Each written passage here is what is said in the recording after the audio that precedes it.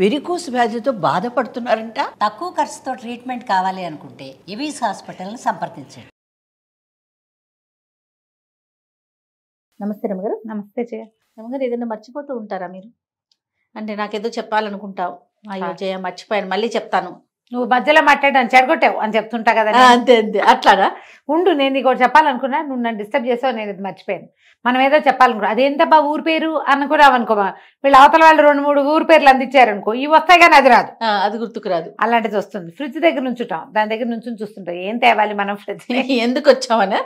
అందుకని ఏం చేస్తాం, మళ్ళీ వచ్చిన చోటకే వెళ్ళామనుకో, ఆ కరివేపాకు, కొత్తిమీర, ధనియాలు, జీలకర్ర ఏదో గుర్తొస్తుంది. నువ్వు కూడా మర్చిపోతావు కదా. నేను ఫోన్తో మర్చిపోతారు రమగారు. ఫోన్ తీస్తా, మాట్లాడదాం, మీకే చేద్దాం అనుకుంటా. మీరైతే అసలు మర్చిపోను అనుకోండి, అది రిజిస్టర్డ్ నెంబరు. జనరల్గా ఎవరితో మాట్లాడదాం అనుకుంటా చాలాసేపు గుర్తు తెచ్చుకుని ఇంకా మీరు అన్నట్లు వెనక్కి వెళ్తే అప్పుడు ఓకే. నేను ఏదో వెతకటం మొదలుపెట్టి ఏం వెతుకుతున్నానో మర్చిపోతాను ఒక్కొక్కసారి. వేరే ఏవో కనపడతాయి, వాటి మీదకి వెళ్తాము, ఇది పోతుంది. ఇంతకీ అసలు దేనికోసం మొదలు పెట్టాము అలా అనిపిస్తుంది. సహజంగా జరుగుతాయి జయ, పిల్లల్లో మరీ కనపడతాయి. మనం ఏదైనా మాట చెప్తే వాళ్ళు ఇంకో మాట మొదలు పెడతారు, ఇది పోయి అది వస్తూ ఉంటుంది. అవును, చందమామలో ఒక బుజ్జి సరదా కథ ఉంది, చెప్తాను. బాగుంటుంది సరదాగా. ఇది మా చిన్నప్పుడు హైసర్ బజ్జా కథ అని చెప్పుకుంటూ ఉండేవాళ్ళం. అసలు మాట మర్చిపోయి హైసర్ బజ్జా వచ్చిందనమాట బయటికి. ఈ కథ కూడా బాగుంటుంది. ఒక ఊళ్ళోట ఒక అమ్మమ్మ మనవడు ఉన్నారు. నాన్న అమ్మ వాళ్ళు ఎక్కడ ఉంటారు, పిల్లాడు అమ్మమ్మ దగ్గర ఉంటాడు, తిరుగుతుంటాడు ఊళ్ళో హాయిగా వాడు. అయితే ఆవిడేమందిట, వాడితో చెప్పింది, ఒరే అమావాస్య ఎప్పుడో శాస్త్రులు గారింటికి వెళ్ళి కనుక్కురారా అని చెప్పింది. సరే వీడు సరే అని అన్నాడు. బయలుదేరుతుంటే ఆవిడ ఏమంది, ఒరే నువ్వు మర్చిపోతావేమో ఆయన చెప్పింది, ఆయన చెప్పిన మాటే అనుకుంటూ రా, మననం చేసుకుంటూ రా నువ్వు అని చెప్పింది. వాళ్ళ ఇంటికి వెళ్ళాడు. వెళ్ళేటప్పుడు వీడికి ఏ డిస్టర్బెన్స్లు కలగల. ఎవరిదో బండి వెళ్తుంటే ఆ శాస్త్రులు గారింటి వైపుకి ఆ బండి ఎక్కించింది అమ్మమ్మ. బండి మీద కూర్చున్నాడు, ఏమీ అడ్డంకి లేదు, బండి సరాసరి పోయింది. శాస్త్రులు గారు వాకిట్లో దిగాడు. అమావాస్య ఎప్పుడండి అని అడిగాడు. అడిగితే ఆయన ఏం చెప్పాడు, ఇప్పుడే ఎక్కడుంది, ఇంకా 15 రోజులు ఉంది, నేనేగా పౌర్ణమి, ఇంకా 15 రోజులు ఉందిలే అన్నాడు. 15 రోజులకి వస్తుంది, 15 రోజులు పడుతుంది. ఇలాంటి డైలాగులు అయినాయి. కాసేపు మాట్లాడాక వాడు వాళ్ళింటో ఏదో అప్పచ్చి పెడితే ఆ శాస్త్రులు గారు అప్పచ్చి తినుకుంటూ వచ్చాడు. నడిచి వస్తున్నాడు. వెళ్ళేటప్పుడు బండి ఉంది, వచ్చేటప్పుడు బండి గిండి ఏం లేదు, నడిచిపోవాలి. ఆ చెరువు గట్టు మీద ఒక ఆయన గాలం వేసుకుని కూర్చున్నాడు. గాలాలు దేనికి వేస్తారు, చేపలు పడి, చేపలు కదా. ఊళ్ళలో నేను చిన్నప్పుడు చూసేదాన్ని, అట్లా గాలం వేసుకుని గోపికి అట్లాగే కూర్చుని ఉండేవాళ్ళు. ఇప్పుడు ఎవరిని అట్లా గాలాలు వాళ్ళని చుట్టాలి, ఇంగ్లీష్ సినిమాల్లో చూస్తుంటాం, మన దగ్గర అసలు ఎక్కడా కనపడరు. మా వైపు వంతెనల మీద చేపల కోసం గాలాలు వేసుకుని కూర్చున్న పిల్లల్ని ఎంతమంది చూసేవాళ్ళమో చిన్నప్పుడు. గాలం వేసుకుని కూర్చుని ఇంత ఎప్పటికి పడుతుంది, పొద్దు నుంచి కూర్చున్నాను అనుకుంటున్నాడు. మనవాడు 15 రోజులకు పడుతుంది ఇంకా అన్నాడు. అనేసరికి ఒళ్ళు మండిపోయింది ఆయనకి. ఎవడరా వీడు అని చెప్పి ఒకసారి విసుగొస్తుంది కదా అవతల వాళ్ళకి. వాడు ఒక డైలాగ్ అనుకున్నాడు, అంతే. వాడు అనుకున్న డైలాగ్కి ఇప్పుడు ఏమనిపిస్తుంది, వీడి వల్ల నిజంగానే అంత లేట్ అయిపోతుంది కదా. అవును అవును, ఒళ్ళు మండిపోయింది. వెనక్కి తిరిగి చూశాడు. ఈ నడిచొస్తున్న కుర్రాడు కనపడ్డాడు. కనపడేసరికల్లా ఏమన్నాడు ఆయన, నీ దారి నువ్వు పోవయ్యా అన్నాడు. అనేసరికి ఈ 15 రోజులకు వస్తుంది పోయింది, నీ దారి నువ్వు పోవయ్యా, నీ దారిని నువ్వు పోవయ్యా అనుకుంటూ నడుస్తున్నాడు. ఇంతే కదా. ఆ వెళ్తూ ఉంటే ఏమైంది, అక్కడ ఎవరి వాకిట్లోనో ఒక ఆయన్ని పడుకోబెట్టారు. ఆయన వెళ్ళిపోవడానికి సిద్ధంగా ఉన్నాడు. ఓకే. ఉంటే వీడు వీళ్ళందరూ ఏదో మాట్లాడుకుంటున్నారు. నీ దారిని నువ్వు పోవయ్యా క్రమంగా ఎలా మారుతుంది, ఆ వాడి దారిని వాడే పోతాడు, అందులోకి షిఫ్ట్ అయ్యాడు. ఓకే. నీ దారిని నువ్వు పోవటం అనేది వాడి దారిని వాడు పోవటానికి భాష మారింది అంతే. ఏమనాలి దాన్ని టెన్స్ మారిందనమాట.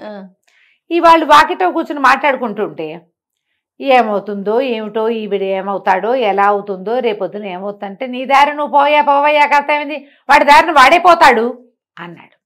ఆనంగానే వీళ్ళందరూ ఆశ్చర్యపోయారు. ఎవడరా వీడెవడో రోడ్డు మీద పోయేవాడు, వాడి దారిని వాడైపోతాడని చచ్చిపోయేందుకు సిద్ధంగా ఉంటే ఇంత మాట అంటాడని వాడిని పట్టుకుని తన్నబోయారు.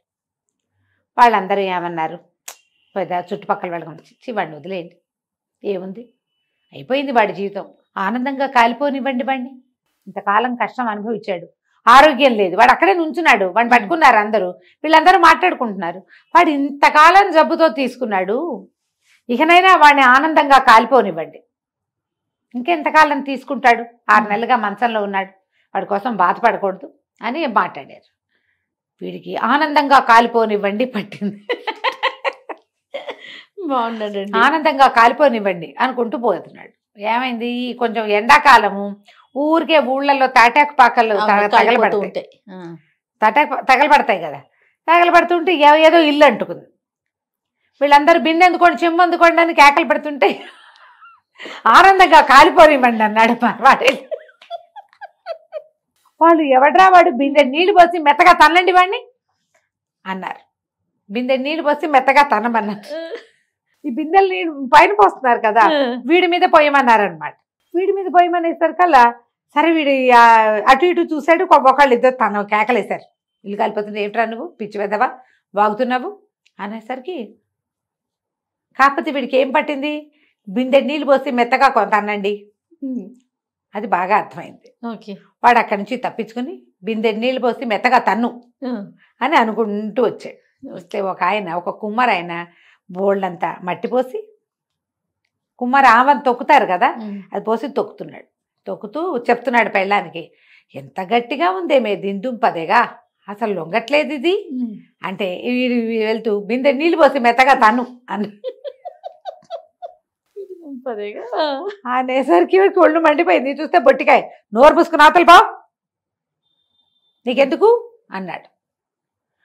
అనేసరికి నోరు మూసుకుని అవతల పో నీకెందుకు, నోరు మూసుకుని అవతల పో నీకెందుకు అనుకుంటూ ఇల్లు చేరాడు.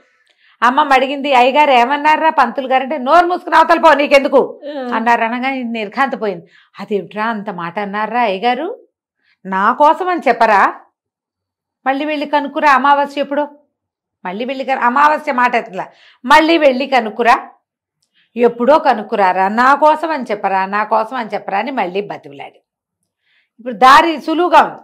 వీడు మళ్ళీ తూనీగలాగా పరిగెత్తాడు. ఈసారి శాస్త్రులు గారి ఇంట్లోకి వెళ్ళి నుంచున్నాడు. నుంచుంటే ఆయన ఏమన్నాడు, ఏమిట్రా అని అడిగాడు. మా అమ్మమ్మ కోసం అండి, అదేదో ఎప్పుడో అడిగి రమ్మన్నారు అన్నాడు. ఈయనేమనుకున్నాడు, ఓహో అమ్మమ్మదే ఏదో ఉంది తిది అడగమంటున్నారు అనుకుని, ఆవిడ ఎప్పుడు పోయిందిరా అన్నాడు. ఆవిడ అమావాస్య ఎప్పుడు పోయిందా అని అడిగాడు. అప్పుడు వీడికి గుర్తొచ్చింది, ఓహో అమావాస్య, అవునండి అమావాస్య దాని గురించేనన్నాడు. అనేసరికల్లా ఈయనేమన్నాడు, సరేలే ఆ రోజుకి మీ ఇంటికి రావాలి అంతే కదా, పోయిందా ఆవిడే అమావాస్యకి, ఏమేవో విన్నావా, ఆవిడ ఫలానా ఆవిడ పోయిందిట, అమావాస్య నాట సంవత్సరికమో ఏమిటో రమ్మంటున్నారు అని ఇంట్లో అంతా మాట్లాడేసుకుంటున్నాడు చెప్పాడు.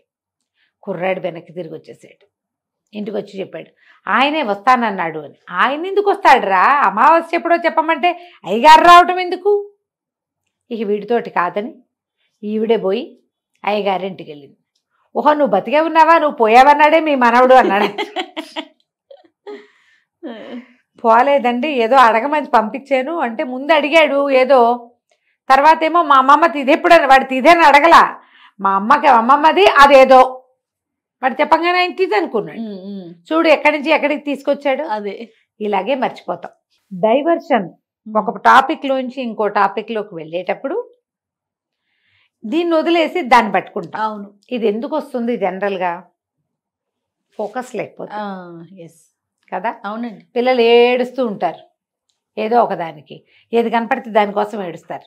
తేగలే అయిపోయావే అమ్మ, ఇదేమిటంటే తేగ కావాలని ఏడ్చింది ఎవరితో అని చెప్పుకుంటారు మన వైపు సామెత. అవును, మనం ఏది మొదలు పెట్టామో దాని మీదే ఉండాలంటే బ్రెయిన్ కి ఫోకస్ కావాలి. నా సలహా అయితే గుంజీలు తీయండి. మీరు ఎప్పుడు చెప్తారు కదా రమ్మగారు ఈ మాట, గుంజీలు తీస్తే ఫోకస్ వస్తుంది జయ. ఎందుకనో ఈ మధ్య పెద్దవాళ్ళు చాలా మంది ఓంకారం చేయకూడదని, ఓంకారం అనకూడదని, ఓంకారం ఆడవాళ్ళు అసలు చేయకూడదని, మనాలని ఓం అనకూడదని చెప్పి చంపేస్తున్నారు. కానీ చాలా మంది, నేను ఒకటి చెప్తా జయ, అంటే ఇది మరి అందరికీ విరుద్ధంగా చెప్తున్నారు, మీరు పెద్దవాళ్ళు ఇలాంటివి చెప్పచ్చా అని మీరందరూ నన్ను ఆడిపోసుకుంటే నేనేం చేయలేనమ్మా. 21 times రోజు ఓంకారం చేసిన రోజుల్లో నేను చాలా బ్రైట్గా ఉన్నానని నేను నమ్ముతాను జయ. రోజు ఓంకారం చేసేది. బ్రైట్గా అంటే ఎట్లా రమ్మగారు, ఏ విధంగా? ఎక్కువ నేను యాక్టివ్గా ఉన్నా. నాకు తక్కువ నిద్ర సరిపోయేది, నిద్రగా లేను అప్పుడు. చాలా రోజులు చేశాను జయ నేను. ఓకే. క్రమంగా మనకు ఆధ్యాత్మిక గురులు యోగా వాళ్ళు చాలామంది ఎక్కువ అన్నిసార్లు ఓంకారం చేయకూడదని, ఓంకారం చేస్తే పొట్టలో ఏమిటో కదిలిపోయి ఏమిటో అయ్యి ఏమిటో చాలా వింటున్నాం. ఇది చేయట్లేదు, కానీ ఓంకారం చేస్తే నాకు ఎంత బాగుంటుందో అనిపిస్తుంది. ఓకే. చాలా బ్రైట్గా ఉన్నానని, నేను తెలివిగా ఉన్నానని, ఇంకా ఇప్పుడు తెలివిగా లేరటే కాదు, ఇంకా ఎక్కువ తెలివిడితోటి ఉన్నానని నేను నమ్ముతాను. నాకు ఆధ్యాత్మిక ప్రగతి అంటూ నేను ఏదైనా కొంచెం స్పిరిచువల్ పాత్వే వైపుకి తిరిగానంటే ఓంకారమే కారణం.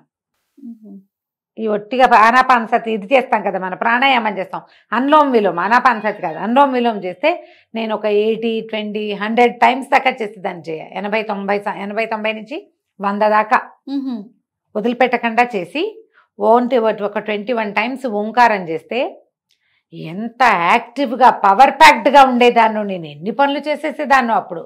ఇప్పుడు నేను అన్ని చేయలేకపోతున్నాను, ఆ ఓంకారం మానేశానని చాలా రిపెంట్ అయ్యి బాధపడుతూ ఉంటాను. నేను తెలివిగా ఉంటాం మనం అని నాకు నేను మీ పర్సనల్ ఫీల్ అది. డెఫినెట్గా ఏదో ఒకటి చేయండి ఫోకస్ పెరగటానికి. మీ యోగా గురువులు, మీ యొక్క ఆధ్యాత్మిక గురువులు, మహానుభావులు ఎవరో ఒకళ్ళు ఉంటారు కదా, వాళ్ళని ఫాలో అవ్వండి. మా రూల్ అయితే గుంజీలు తీయండి, యాక్టివ్గా అవుతారు. రైట్ రమ్య గారు, నమస్తే. నమస్తే.